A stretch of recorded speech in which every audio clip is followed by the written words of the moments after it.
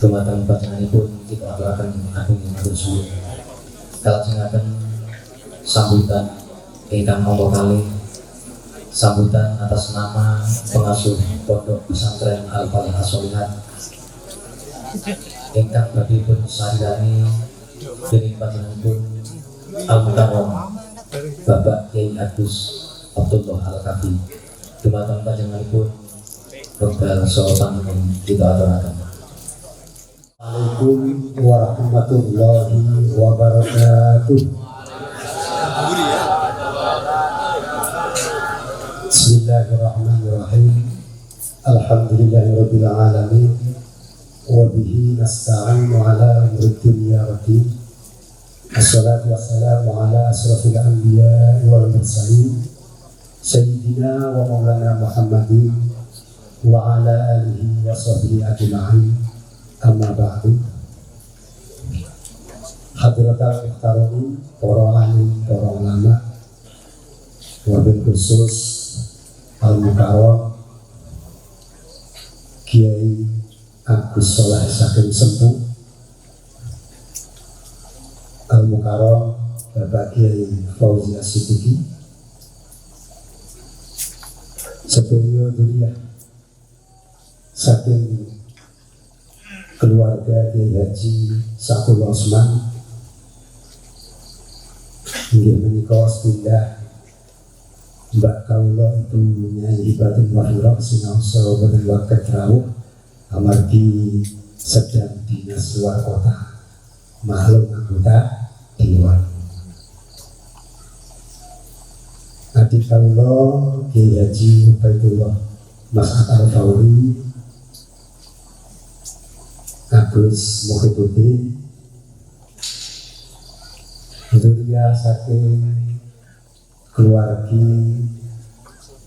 Bapak Kiai Haji Sakan Muhamir, alhamdulillah Kiai Agus Naim, Agus Sakur, Agus Pengawan,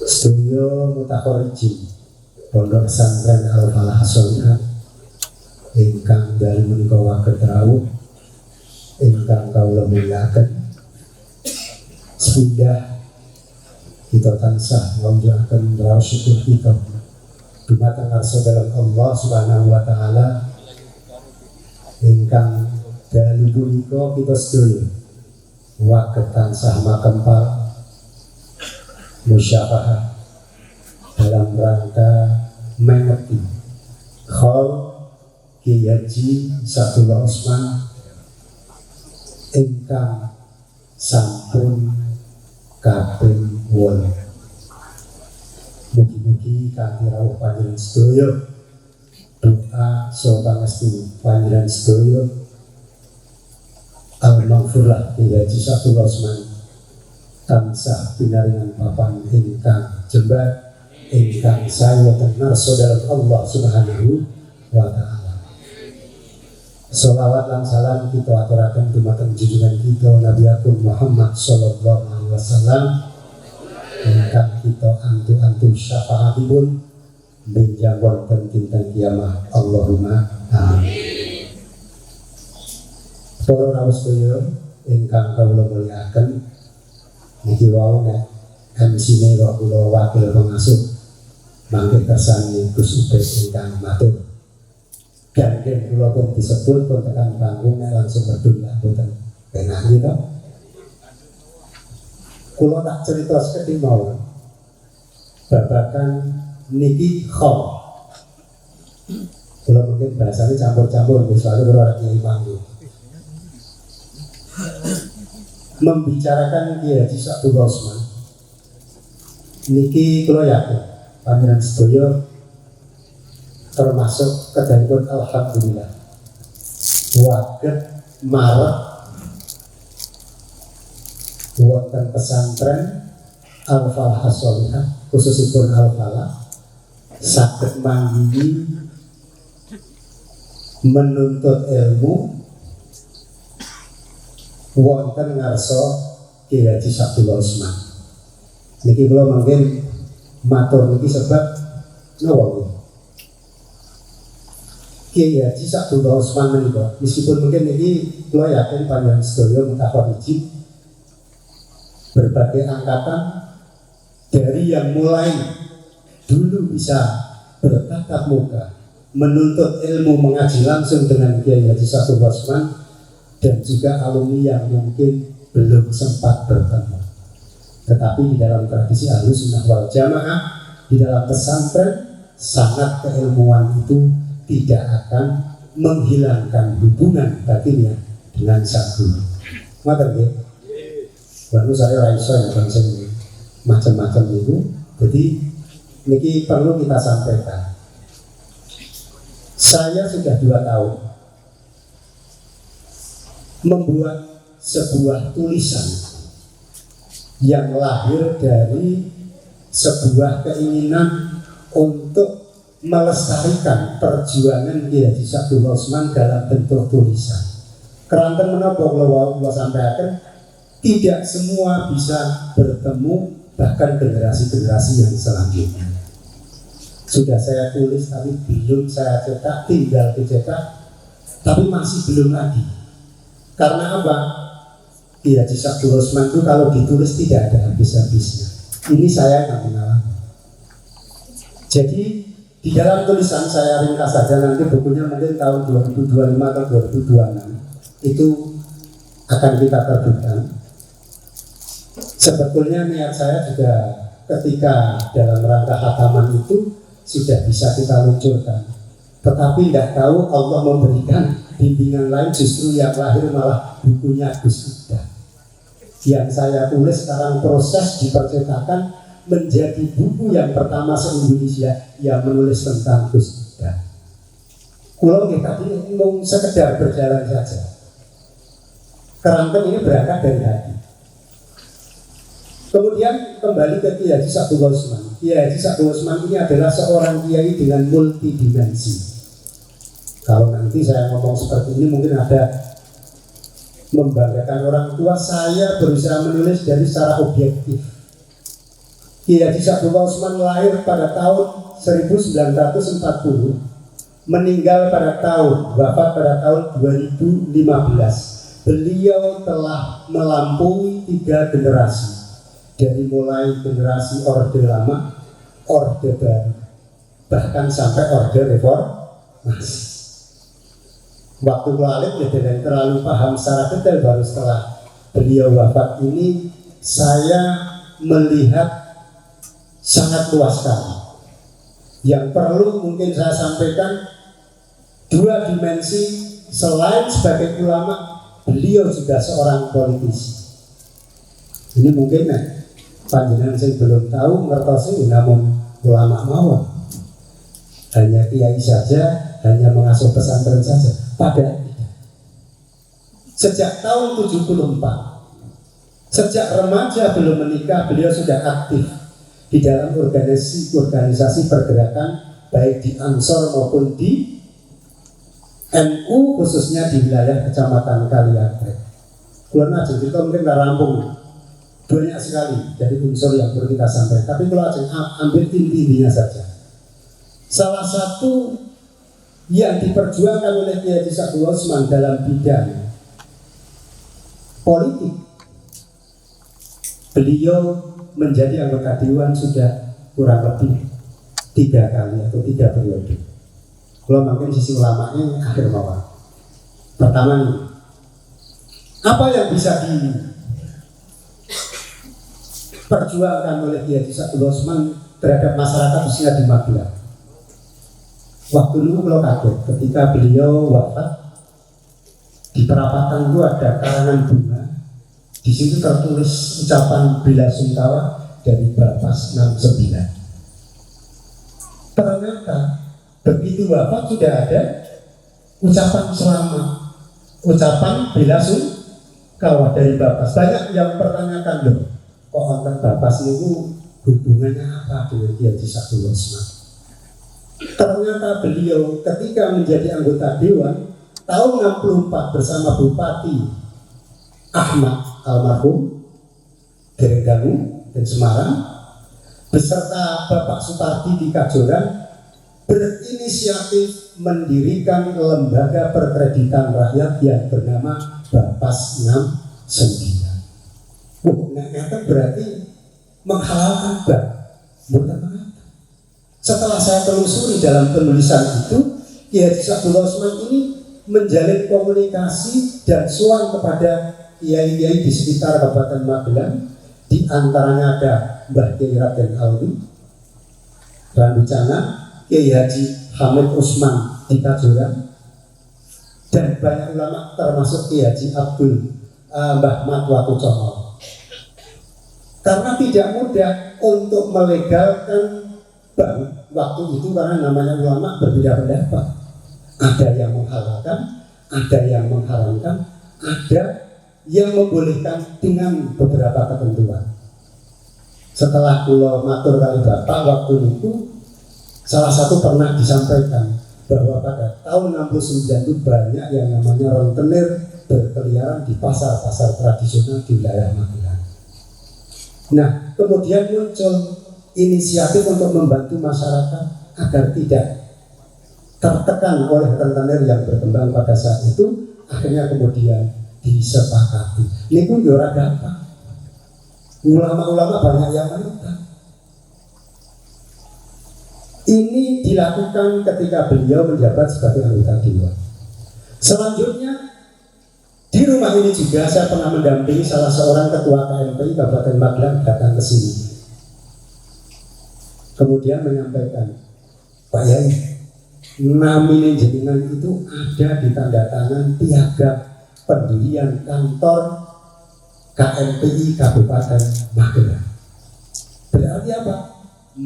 Kiai Haji Sabdullah Usman itu menjadi pelopor pertama berdirinya Komite Nasional Indonesia, KNPI, Komite Nasional Pemuda Indonesia. Ini mungkin tidak banyak yang tahu. Urawan Miran saat itu, dan yang mengatakan ketua KNPI saat itu datang ke kediaman beliau. Kemudian ketika ibu kota Kabupaten Magelang berpindah ke Sawitang, Kiai Haji Sabdullah Usman itu menjadi salah satu peletak dasar perpindahan ibu kota Magelang yang sekarang dinamakan Kota Mungkin. Ini beberapa yang perlu kita sampaikan.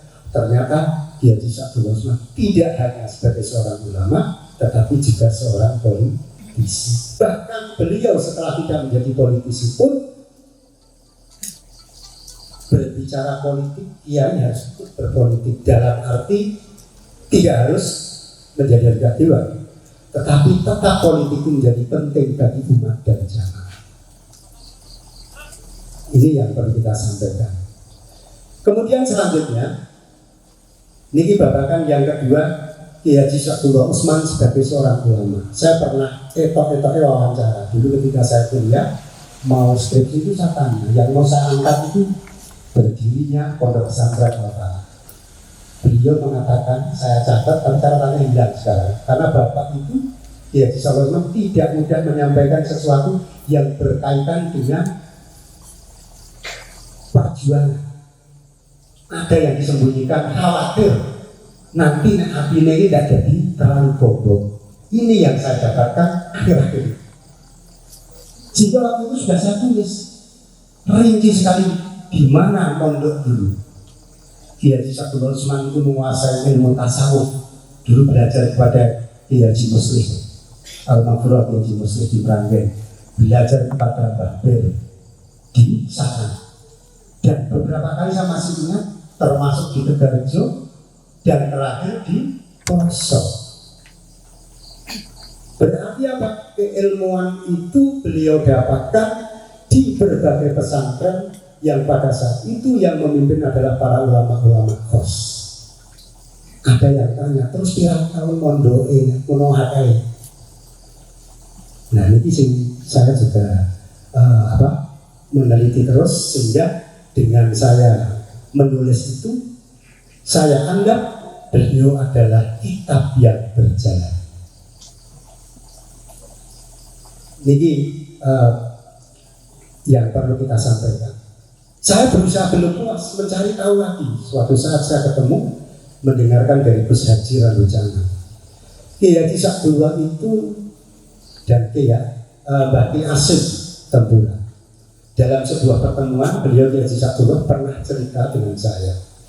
Ini tidak pernah diceritakan kepada yang lain karena tadi itu beliau tidak pernah ingin menyampaikan hal-hal yang menjadi hatinya itu menjadi bohong. Tidak sombong khawatir, saking jagoan. Dalam sebuah acara pengajian di sana, kebetulan menghadirkan guru beliau, Kiai Haji Zainuddin Jazuli, ada Kiai Haji Nurul Huda Jazuli di Tempuran, di tempatnya Mbah Yasin. Bapak kemudian rawuh lebet, tengandang boten teng dhuwur kursi, sungkem kalih para guru-guru itu. Mbah Kiai Hasim ngendika, iki politisi yo kiai sing tekan rampunge dadi anggota dewan husnul khotimah. Inilah yang disampaikan Mbah Hasim di depan beliau, dan juga ada Kiai Haji Nurul Huda Jazuli, ada Kiai Haji Zainuddin Jazuli. Saya tidak tahu-tahunya, tapi menceritakan seperti itu. Kemudian bagaimana hubungan ketika Kiai Haji Sakdullah kemudian menghormati para guru-gurunya, selain dari pelosok, kemudian Demak, kemudian Sarat. Pernah Gus Haji mendiko ketika menjadi anggota dewan, Bapak niku setiap minggu datang ke tempatnya Mbah Raden Alwi menggunakan mobil dinas. Apa yang dilakukan di sana? Kata Gus Haji, hanya melihat tanggalannya yang ada di rumah dalam Mbah Raden Alwi, kemudian melihat jadwalnya. Mbah Raden Alwi ini kira-kira minggu ya tidak nanti. Di situ ketika sudah dilihat ada bulatan, maka pada hari yang akan datang jatuhnya tanggal itu, beliau datang menggunakan mobil dinasnya, kemudian dengan sukarela ikhlas mengantar Mbah Raden Alwi. Ini luar biasa. Kita nek ulo jenengan ngeten iki wis ora ragu. Nih. Maka kemudian tidak diragukan lagi ketika Kiai Haji Sakdullah itu selain seorang politisi juga seorang ulama yang punya keilmuan yang mendalam. Salah seorang kiai di Bandungan pernah mengatakan, tidak usah saya sebutkan, waktu itu tahun 2007 saya aktif di IBNU, teman saya mengatakan, Mas, aku ini berumur diceritani karo Mbah Kiai ini, Kiai Sakdullah adalah ahli mantek yang tidak ada tandingnya di wilayah Kulon Progo. Maka dari mantek itu saya baru tahu bagaimana prakteknya beliau menggunakan ilmu mantek itu ketika ujian dalam kehidupan, ketika pondok pesantren mungkin para mutakhorrijin yang pernah mengalami dulu berbagai macam rintangan yang luar biasa, bertahun-tahun mendapatkan fitnah yang luar biasa. Beliau meminta tabayun bagi mereka-mereka yang sudah mempunyai informasi yang tidak benar itu, kemudian disuruh datang kepada beliau. Bahkan ada yang disulati, panjenengan saged ngendika ngoten dasare ngoten, datanglah ke tempat saya, akan saya jelaskan. Dengan menggunakan mantek itulah yang kemudian melihat dari mana asal informasi yang didapatkan seseorang itu tentang berita-berita tentang diri beliau, pesantren ini, kok bisa kemudian disimpulkan beliau disalahkan. Ternyata dengan itulah kemudian bisa mengkanter isu-isu yang berjalan bertahun-tahun itu. Kalau kayak paham itu, maka dalam buku itu saya menggunakan ada teori mantek disandingkan dengan proses peristiwa pondok pesantren Al-Falah Shorihat pada saat Kiai Haji Sakdullah waktu itu. Ini pentingnya. Kemudian mungkin anggota koreci, rencang-rencang alumni, dulu ada yang diajak main catur, ada yang diajak main teka-teki silang. Loh, ini kok Pak De Saropan, Pak De Yahya mungkin ngalami. Saya dulu tahunya ya permainan saja. Setelah saya mengambil sebuah teori, ternyata catur itu mengajarkan bagaimana pola berpikir agar aktif. Ini saya kaitkan dengan bagaimana pesantren kemudian para santri melakukan musyawarah, takror, saling debat berdasarkan argumen, didasarkan kepada dalil-dalil yang ada dalam kitab-kitab itu. Jadi selain ada musyawarah, ada takror, Kiai Sa'dullah juga menggunakan cara lain bagaimana mengolah pola pikir para santri itu agar supaya berkembang pemikiran. Ini luar biasa. Kemudian yang penting lagi pernah saya, inilah kedalaman tasawuf di Haji Sa'dullah Usman, pernah mengatakan, saya pernah tanya, ya kalau bukan tanya tapi beliau mengatakan, saya kalau ada ditanya jumlah santrinya berapa, tidak pernah menjawab. Lupa, dengan kok bukan jawab itu alasannya apa? Engkau tidak aktif uang. Sebab yang namanya santri adalah titipan dari Allah Subhanahu wa Ta'ala.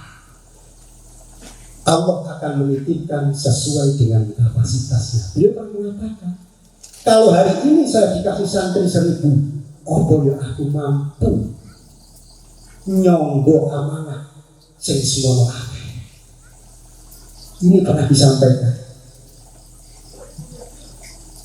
Maka saya katakan sebagai kita berjalan banyak sikap dan perilaku yang mencerminkan dari bagaimana mengimplementasikan nilai-nilai yang ada pada kitab, baik tasawuf, akhlak, kemudian fikih dan lain sebagainya dalam kehidupan sehari-hari.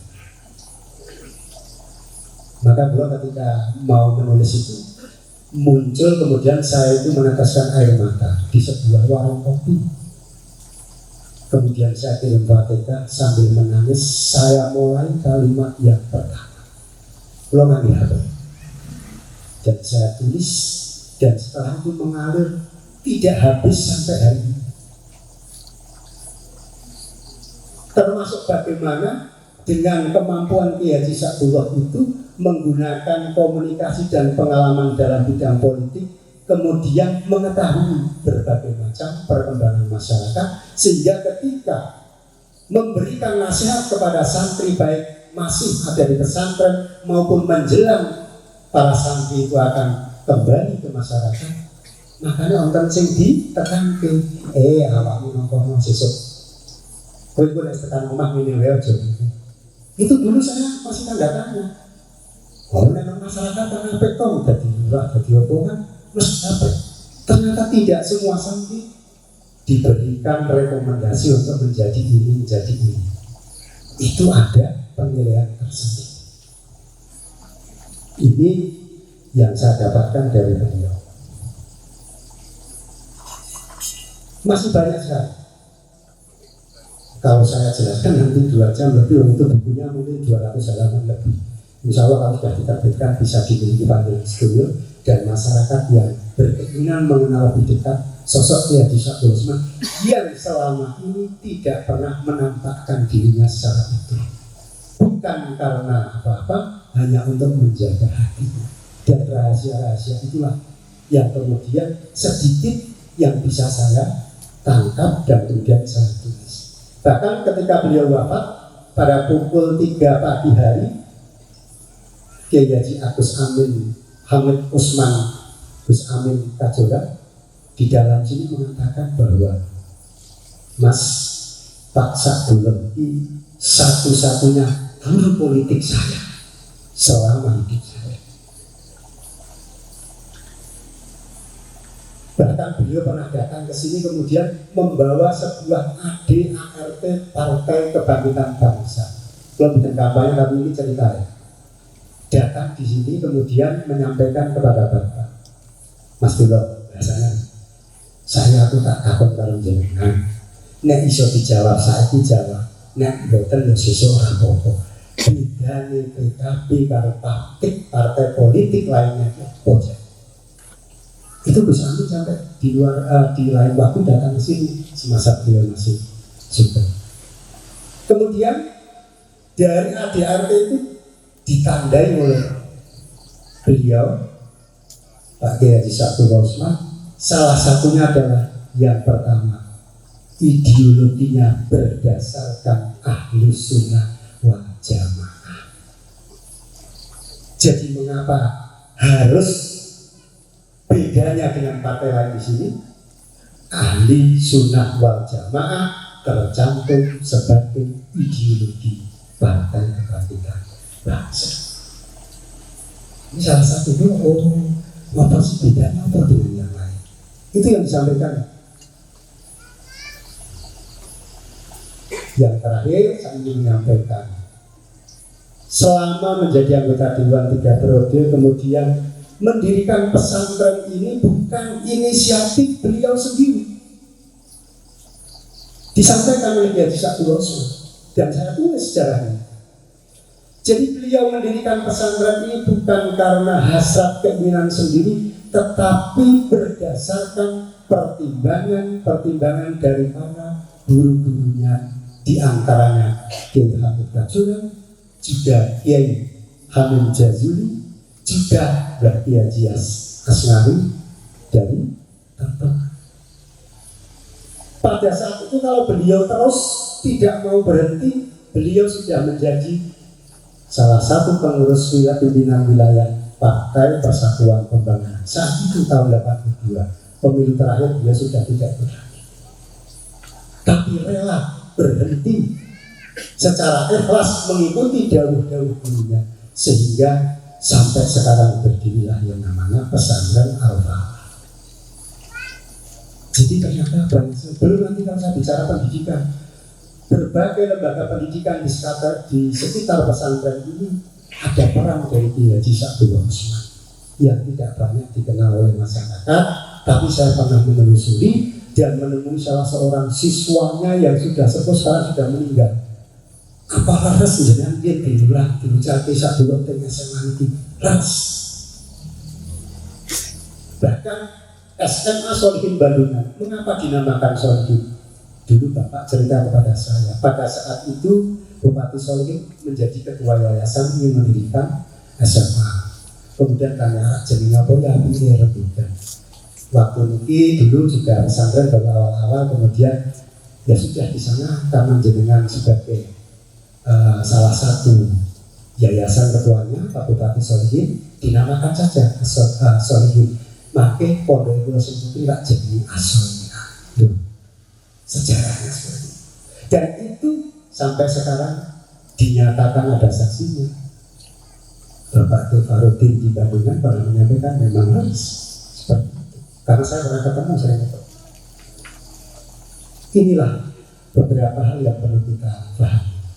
Bahkan sampai kemudian sekarang 24 tahun tidak pernah keluar, padahal dalam ceritanya Bapak pernah menyampaikan dulu ketika menjadi anggota Dewan juga sering mengisi selapangan.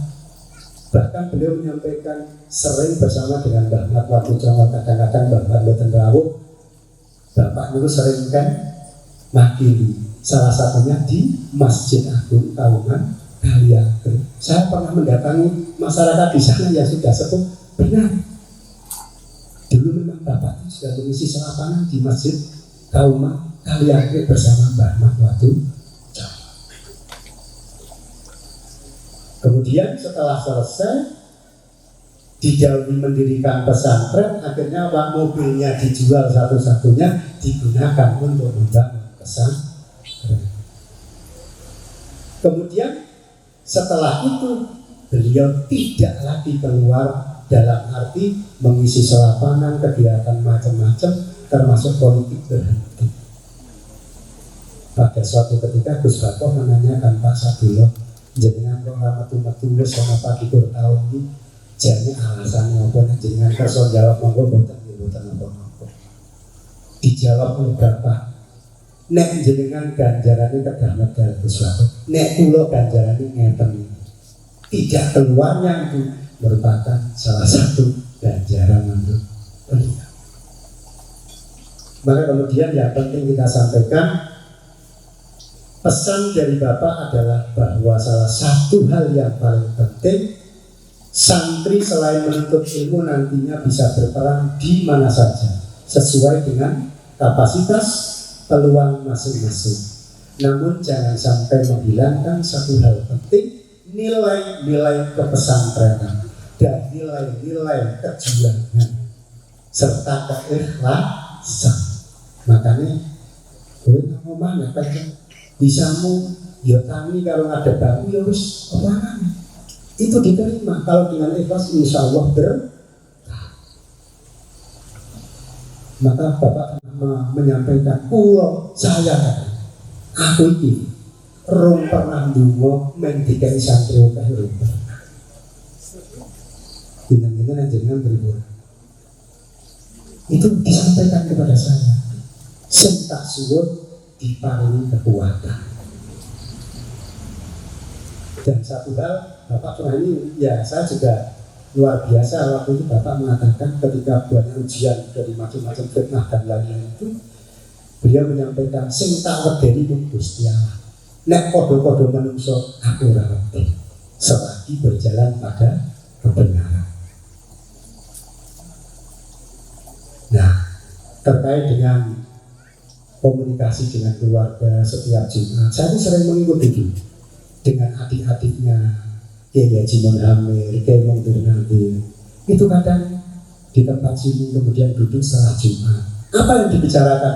Membicarakan guru-gurunya, kemudian masyarakat di sekitarnya dan santri. Jadi ketika Kiai Sakdan Munhamir, Kiai Mongdir Nadir kemudian datang ke sini, yang dibicarakan itu.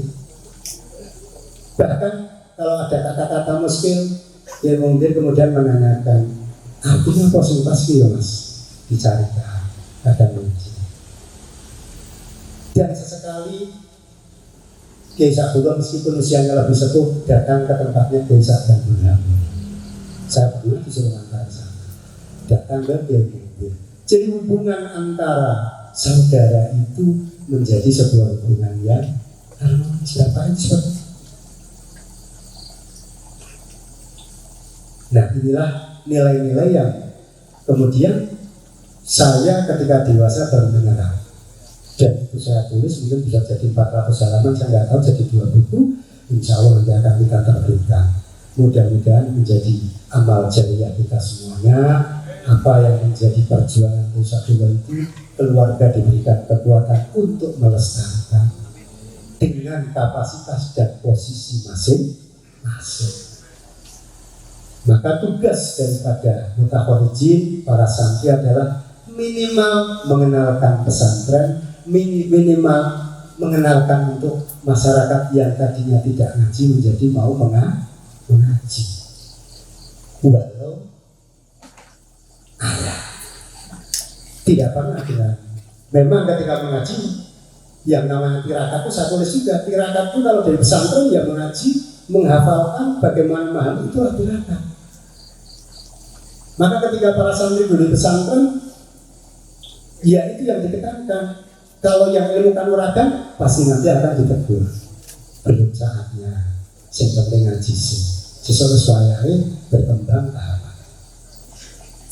Inilah yang kemudian perlu kita ambil hikmah dari perjalanan perjuangan, jejak-jejak perjuangan Kiai Haji Saifullah Utsman baik dalam bidang politik, bidang organisasi, bahkan terutama dalam bidang agama dengan mendirikan pondok pesantren.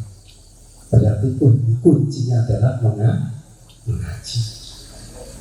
Maka dari itu kula nuwun mutakhorrijin kawuh mugi-mugi doa pangestu panjenengan kula suwun saestu keluarga dapat melanjutkan dan melestarikan nilai-nilai perjuangan agama bangsa dan negara yang telah diwariskan oleh Kiai Haji Saifullah Utsman.